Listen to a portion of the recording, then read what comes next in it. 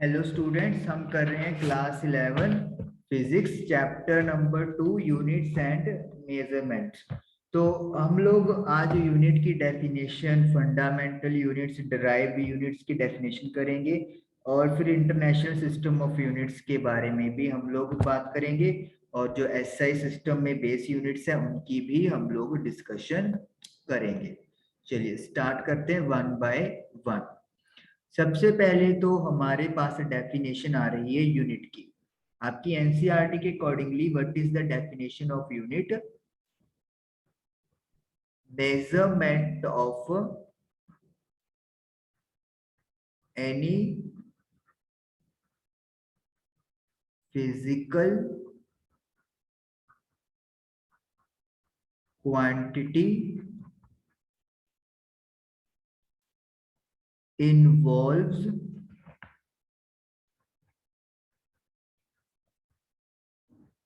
comparison with a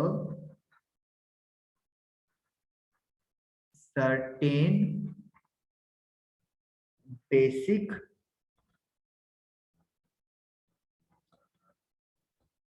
arbitrarily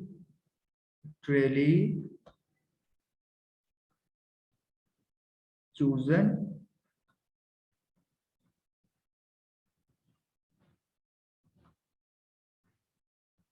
internationally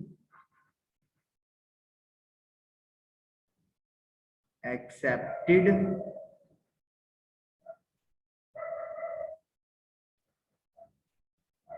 reference standard called unit।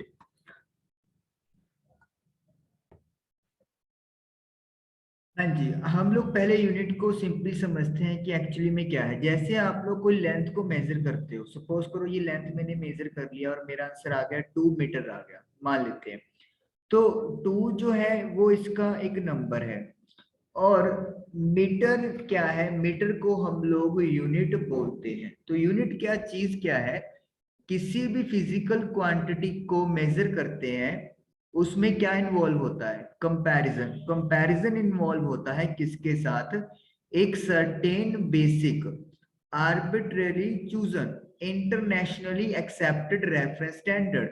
कि किसी हम लोग ऐसे कंपैरिजन करते हैं बेसिक चीज के साथ जो कि रैंडमली चूज कर ली गई है और वो इंटरनेशनली हर लेवल पर एक्सेप्टेड किया गया है, उस चीज को हम लोग यूनिट बोलते हैं।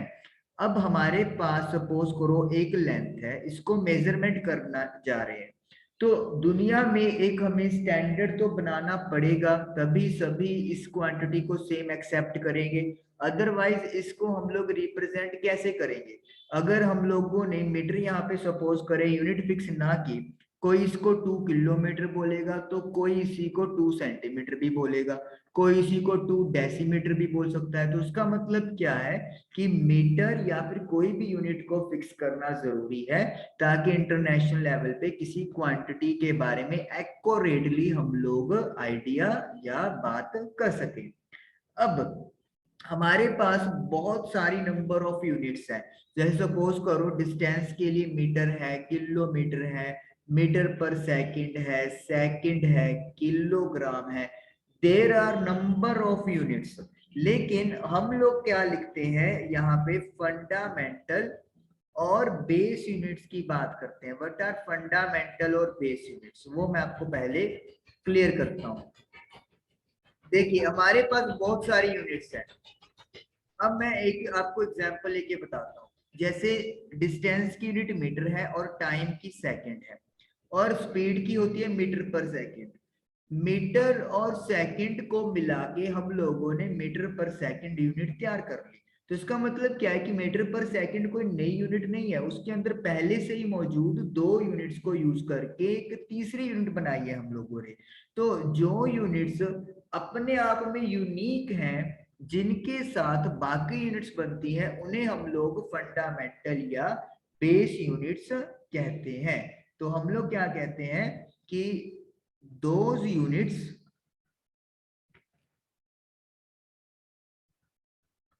those units which are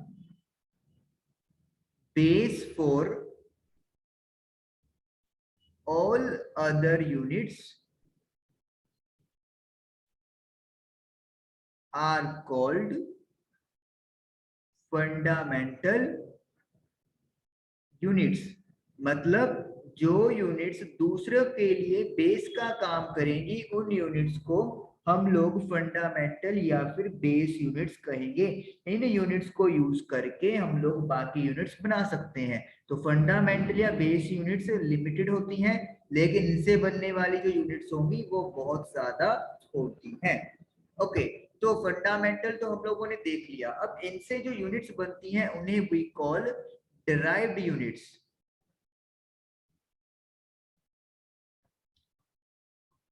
those units which are formed from fundamental units are called derived units। तो जो यूनिट्स फंडामेंटल यूनिट्स का यूज करके बनती हैं उन्हें we are called derived units. तो इस तरीके से फंडा यूनिट और यूनिट के दो पार्ट्स हो गए, एक फंडामेंटल यूनिट्स और एक डिराइव्ड यूनिट्स हो गया। अगर हम लोग मैकेनिक्स की बात करें,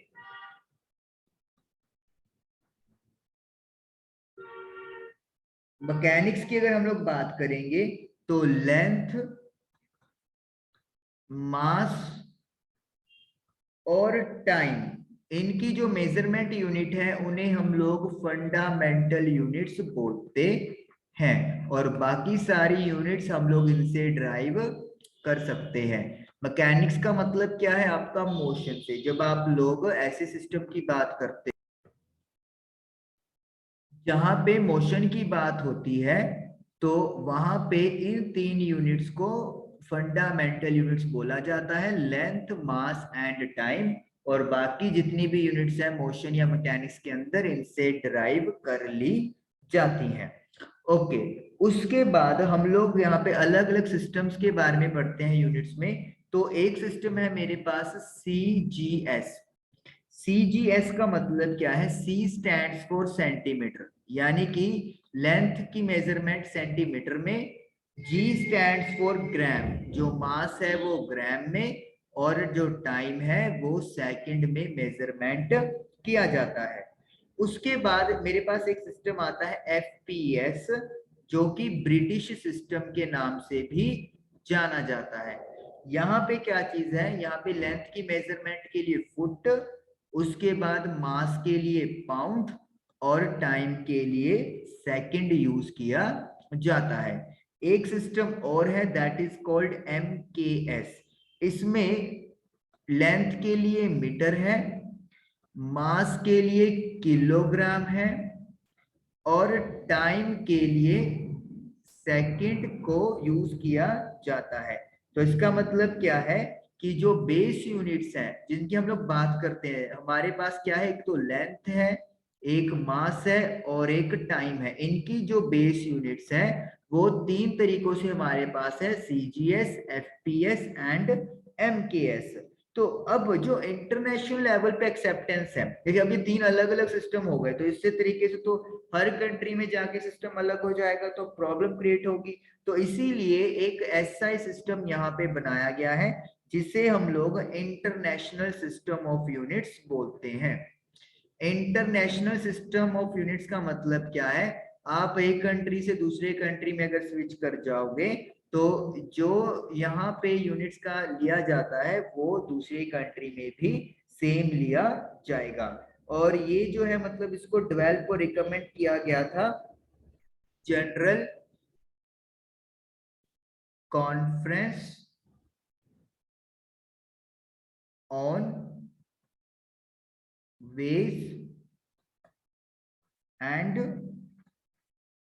measures इन 1971 में यूज किया गया था, ताकि साइंटिफिक, टेक्निकल, इंडस्ट्रियल और कमर्शियल वर्क में यूज किया जाए। क्योंकि अगर एक कंट्री ने दूसरी कंट्री से कम्युनिकेट करना है किसी पैरामीटर के लिए, तो उनके पास एक कॉमन यूनिट का होना जरूरी है। जैसे अगर हम लोग किसी दूसरी कंट्री से के सिटीजन से बात करना चाहते हैं, तो वहां पर हमारे पास एक लैंग्वेज जो है वो कॉमन होनी जरूरी है। उसी तरीके से अगर इन सिस्टम्स के बारे में बात करनी है, तो एक कॉमन सिस्टम होना जरूरी है। और ऐसे सिस्टम का यूज करना इसलिए भी प्रेफरेबल था, क्योंकि यहाँ पे डेसिमल सिस्टम यूज किया जाता था। मतलब अगर एक को दूसरे यूनिट में कन्वर्ट करना था, तो वो भी बहुत इजी था। जैसे आपको पता है, अगर मुझे 1 मीटर को सेंटीमीटर में कन्वर्ट करना है, तो मैं मल्टीप्लाई बाय 100 कर दूंगा। तो इसीलिए इनका कन्वर्जन जो था वो बहुत ज्यादा आसान था। अब एसआई सिस्टम में 7 बेसिक यूनिट्स आप लोगों को दी हुई हैं आपकी बुक में। एसआई सिस्टम में 7 बेस यूनिट्स है जो मैं लिखने वाला हूं, और इसके अलावा 2 यूनिट्स और होंगी जिनकी बात करेंगे। पहले 7 की बात करते हैं। पहला यहाँ पे कॉलम बनाएंगे बेस क्वांटिटी का, फिर name and then symbol. Definition भी इन्होंने बुक में आपकी दी हुई है कि वो जो आप क्वांटिटी है वो किस तरीके से डिफाइन कर रहे हो। तो बेस क्वांटिटी मैं पहले ले रहा हूं लेंथ। लेंथ के लिए जो मेरी यूनिट है उसका नाम मीटर है, और सिंबल हम लोग स्मॉल एम यूज करते हैं। उसके बाद बेस क्वांटिटी है मेरी मास, जिसके लिए मैं यूज करता हूं किलोग्राम, और किलोग्राम के लिए जो सिंबल है that is small k and small g. Third base quantity है टाइम, जिसके लिए मैं सेकंड यूनिट यूज करता हूं और उसे स्मॉल एस से रिप्रेजेंट करते हैं। फोर्थ उसके बाद है इलेक्ट्रिक करंट। इलेक्ट्रिक करंट की जो यूनिट है एसआई, वो एम्पियर है, और उसे कैपिटल ए से रिप्रेजेंट करते हैं। उसके बाद है थर्मोडायनेमिक टेम्परेचर, या सिंपली टेम्परेचर भी हम लोग इसको बोल देते हैं। तो थर्मोडायनेमिक टेम्परेचर में जो यूनिट है वो दैट इज केल्विन, और हम लोग कैपिटल के यूज करते हैं। उसके बाद है हमारे पास अमाउंट ऑफ सब्सटेंस। अब आप इसका मास से रिलेशन होता है, लेकिन मास अलग चीज है और अमाउंट ऑफ सब्सटेंस अलग है। उसके लिए मोल यूनिट है, और सिंबल MOL यानी ई हटा दिया जाता है। इसके बारे में आप केमिस्ट्री में पढ़ लोगे तो वहां पे आपको क्लियर हो जाएगा। जिन्होंने 9th में किया हुआ है उनको ये क्लियर होगा। ल्यूमिनस इंटेंसिटी जो 7th बेसिक यूनिट है, उसका जो यूनिट है दैट इज कैंडेला, और सी स्मॉल और स्मॉल डी इसका सिंबल है। तो इस तरीके से ये 7 बेसिक यूनिट्स हैं जो एसआई के अंडर हम लोग देखते हैं। इन 7 की 7 हमें याद होनी चाहिए, और ये किस तरीके से मेंशन की गई हैं वो अगर आप लोग पढ़ सको, मतलब आप याद कर सको, तो बहुत अच्छी बात है। अदरवाइज वो सिर्फ आप लोगों की नॉलेज के लिए है। तो ये चीज है। ओके। तो उसके बाद जैसे आपा ने बोला कि 7 बेसिक यूनिट हो गई, और इसके बाद 2 अलग से यूनिट्स और होती हैं जिनको हम लोग सप्लीमेंट्री यूनिट्स भी बोल देते हैं। इनका बेसिकली जो रिलेशन है वो एंगल्स के साथ होता है, जो मैं लिखने वाला हूं यहाँ पे। तो ये पहले आप क्लियर कर देते हैं। तो 2 सप्लीमेंट्री यूनिट्स, तो सप्लीमेंट्री यूनिट्स लिखते हैं। फर्स्ट है रेडियन। The radian. रेडियन क्या चीज होती है? ये हमारे प्लेन एंगल के लिए यूनिट होती है। प्लेन एंगल मतलब 2D ज्योमेट्री के अंदर जो एंगल बनता है उसके लिए हम लोग द रेडियन यूनिट यूज कर लेते हैं। इसका फॉर्मूला क्या होता है? Arc upon radius. सपोज कर लो ये मेरे पास सेंटर है, दिस इज रेडियस आर, ये भी रेडियस है आर, और ये एक सर्कल है। मैं आपको सर्कल ही बना लेता हूं यहाँ पे।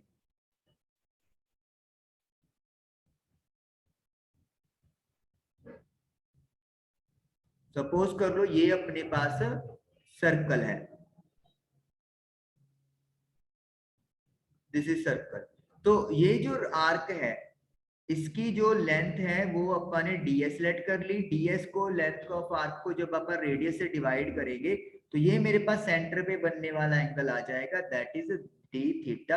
और इसकी जो यूनिट होती है वो रेडियन होती है। आप लोगों ने एंगल डिग्रीज में पढ़े हैं, लेकिन +1 में आप लोग एंगल रेडियंस में भी पढ़ने वाले हो। तो ये तो हो गया 2D के लिए। अब अगर सपोज करो यही चीज में 3D में करनी हो, यही एंगल की बात हो, तो फिर वो मैं कैसे करूंगा? तो उसके लिए जो अपन यूज करते हैं सॉलिड एंगल, उसको हम लोग बोल देते हैं। और जो यूनिट है उसके लिए वो यूनिट है स्टीरेडियन, STERADIAN, स्टीरेडियन। तो ये स्टीरेडियन एंगल कैसे है, इसका फॉर्मूला क्या है? सिंबल हम लोग डी ओहम यूज कर सकते हैं, यहाँ पे ओहम तो नहीं होगा, just a minute. Okay, this is for omega, तो ओमेगा के लिए यूज किया जाता है। तो इसका जो फॉर्मूला है वो आपके पास क्या है? इसका फॉर्मूला है area divided by r square. R है रेडियस का स्क्वायर, और एरिया में कितना एरिया इंटरसेप्ट हुआ है, जब आप उसको रेडियस के स्क्वायर से डिवाइड कर दोगे तो फिर वहां पे जो एंगल बनेगा उसे we will call solid angle. और स्टीरेडियन उस चीज की यूनिट होगी, D mega you can say. तो इस तरीके से ये आप लोगों के पास 7 बेस यूनिट्स और 2 सप्लीमेंट्री यूनिट्स हो गई, जो मतलब कि एसआई सिस्टम के अंदर आती है। आई होप कि ये चीज आपको क्लियर हुआ होगा। Thank you for watching the video.